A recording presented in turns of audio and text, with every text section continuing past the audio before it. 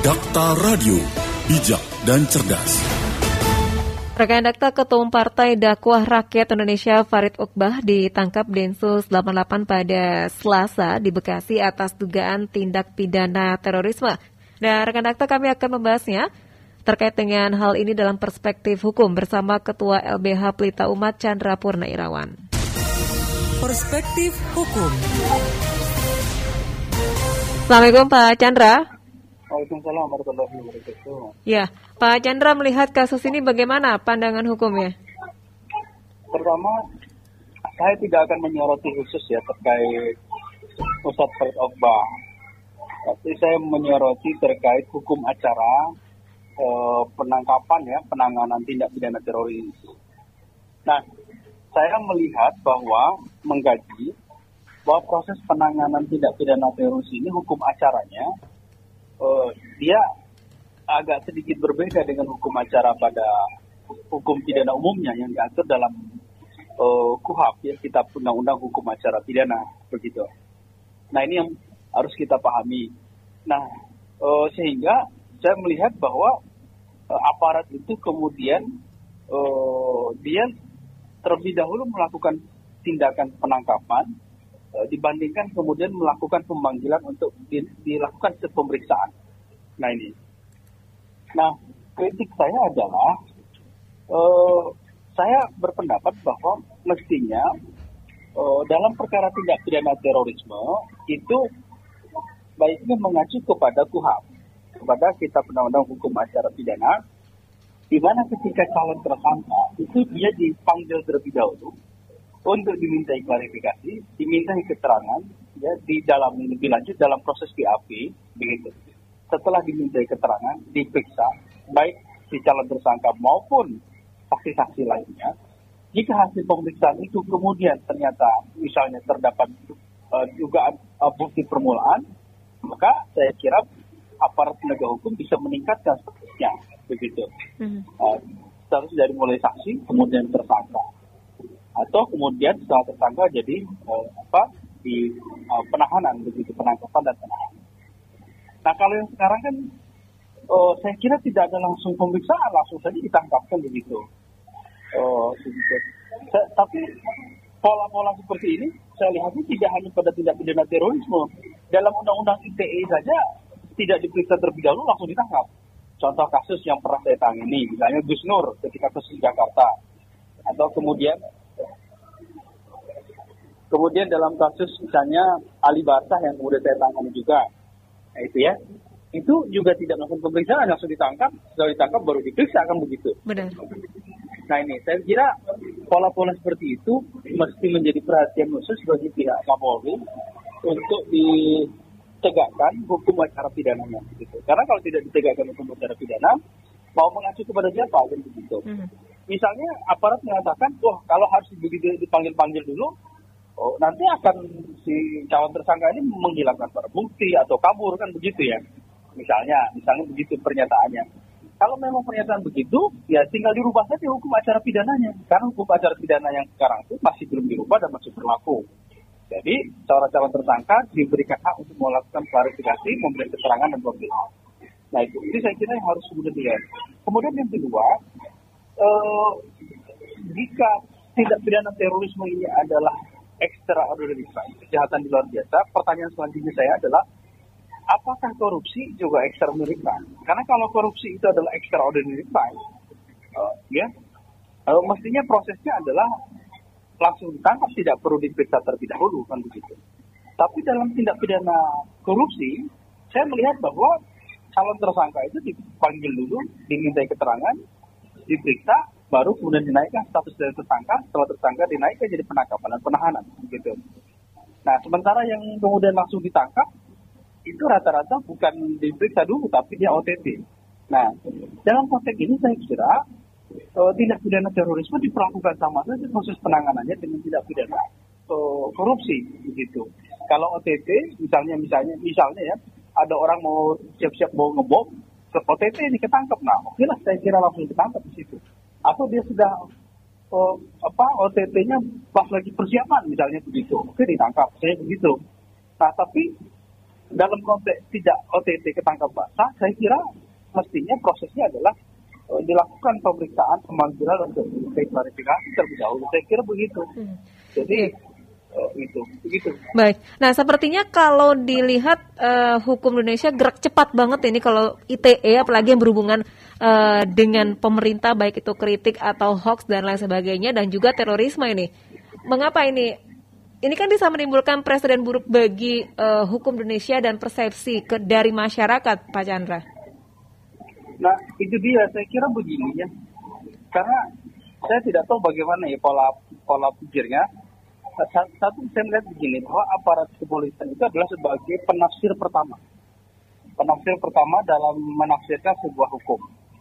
Karena dia adalah penafsir pertama. Kemudian masuk tafsir kedua, nanti tafsir jaksa. Tafsir ketiga barulah pihak pengacara maupun pihak ke pengadilan, hakim gitu. Tafsirnya di situ nanti. Nah, saya kira begini, perlu apa istilahnya, aparat penegak hukumnya harus saya kira dikontrol supaya tidak mudah kemudian untuk menafsirkan gitu ya setiap tindakan begitu. Bisa karena begini, aparat kepolisian kan dia punya yang disebut dengan hak, saya lupa namanya apa ya, hak diskresi. Dia punya kewenangan diskresi untuk melakukan tindakan-tindakan yang dianggap sebagai misalkan bisa saja misalnya alasannya, kalau saya tidak gerak cepat nanti dia kabur, dia menghilangkan barang bukti, kan begitu biasanya. Nah, dengan alasan itu akhirnya seolah-olah menjadi pembenaran untuk segera melakukan tindakan penangkapan gitu. Nah ini karena begini, karena hukum acara pidana kita juga tidak jelas itu begini, memberikan kewenangan yang begitu luas kepada polisi. Yaitu salah satunya adalah terkait misalnya pihak kepolisian dapat melakukan penangkapan. Nah, misalnya begitu ya. Apabila dimungkinkan secara subjektif itu tafsir dari kepolisian, misalnya pelaku dikhawatirkan menghilangkan barang bukti atau pelaku akan melarikan diri dan gitu. Nah itu biasanya polisi bisa langsung melakukan penangkapan itu karena atas dasar tafsir itu yang diatur dalam KUHP. Atau misalnya yang diancam pidana di atas 5 tahun, nah gitu. Jadi begitu akhirnya. Nah, saya kira KUHP kita harus direvisi. Harus ketat begitu. Artinya begini, oke lah bahwa penegakan hukum itu penting, menjalin keamanan itu penting. Tapi bukan berarti kemudian dengan alasan penting itu kewenangannya besar sekali, gitu ya.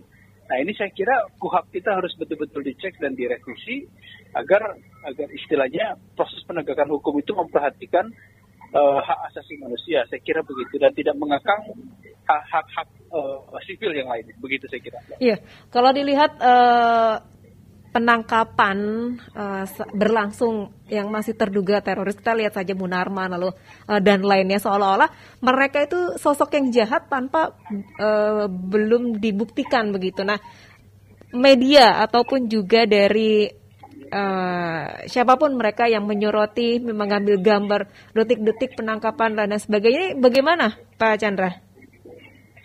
Ya jadi gini ya, saya sekarang ditambah lagi dengan media sosial, akhirnya begini ya, akhirnya misalnya mana ya, saya melihat kenapa kok jadi seperti jadi seolah-olah di media sosial itu ada proksi, ada dua kubu yang kemudian saling bertentangan. Kubu itu saya tidak tahu apakah memang murni atau memang dipersiapkan, gitu ya, dipersiapkan dalam konteks buzzer misalnya begitu. Nah itu misalnya ada yang menyatakan begini, nggak usah dipanggil-panggil, tangkap aja, gitu ya, daripada buat gaduh, buat gitu misalnya. Kan dengan kenapa pola-pola seperti itu dalam konteks sekarang itu penting? Karena gini, proses penegakan hukum itu ketika ada legitimasi publik itu disebut dukungan publik, seolah-olah akhirnya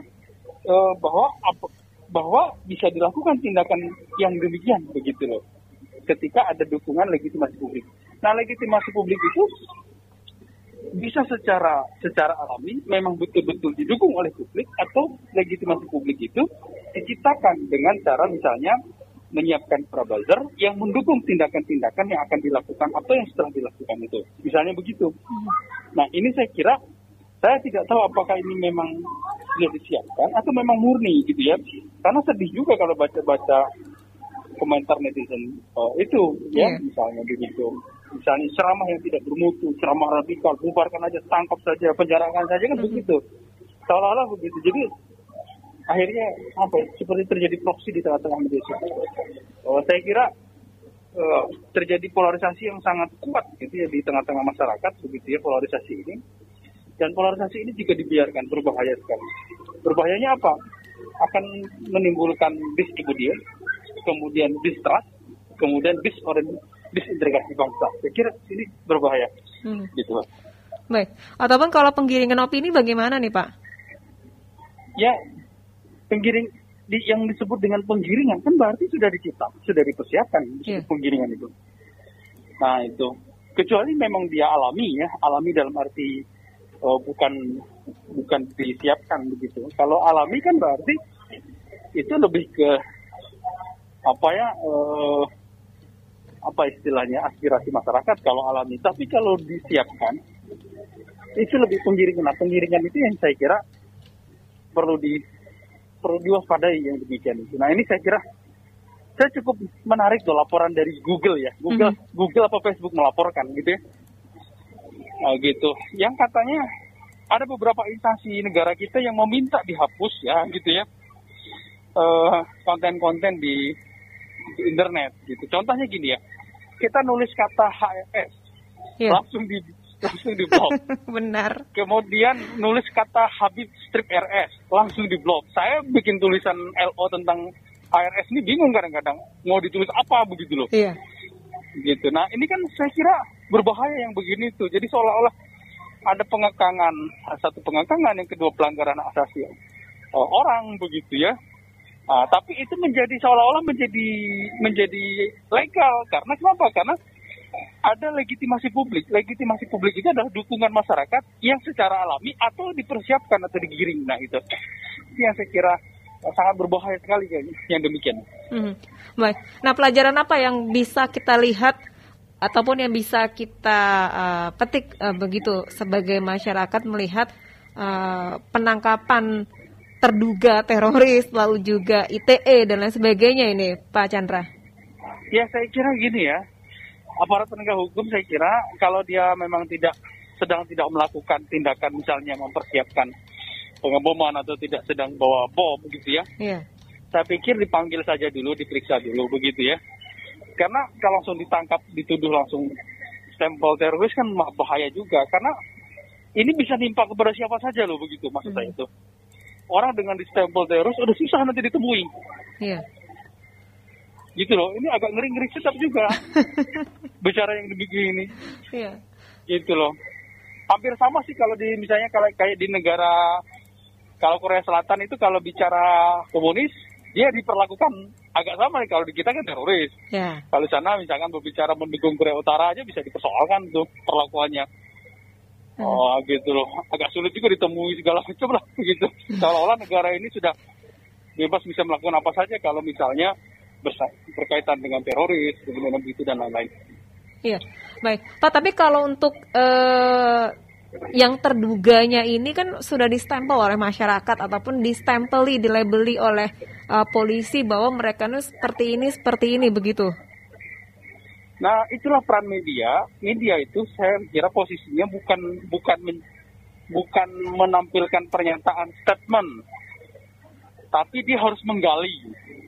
Misalnya begini, media ini misalnya, dia tanya ke aparat, kenapa dia ditangkap? Oh, dia begini, lalu ditampilkan, gitu kan? Yeah. Itu bagian dari stigmatisasi itu namanya, gitu loh. Mestinya media itu dia menggali, benar nggak statement orang aparat ini? Nah gitu loh. Kalau hanya statementnya aparat dipublikasikan, kemudian aparat yang lain dipublikasikan, itu namanya stigmatisasi, penggiring, seolah-olah seperti penggiringan itu namanya, gitu. Baik. Nah ini saya kira, gimana ya, saya juga agak bingung sekarang ini. Gitu. Baik, nanti kita pecahkan saja kepusingan kita ini terhadap kasus tersebut. Baik, terima kasih Pak Chandra ya atas waktunya berbincang bersama Dakta. Hai, sama-sama. Assalamualaikum warahmatullahi wabarakatuh. Waalaikumsalam. Perspektif Hukum.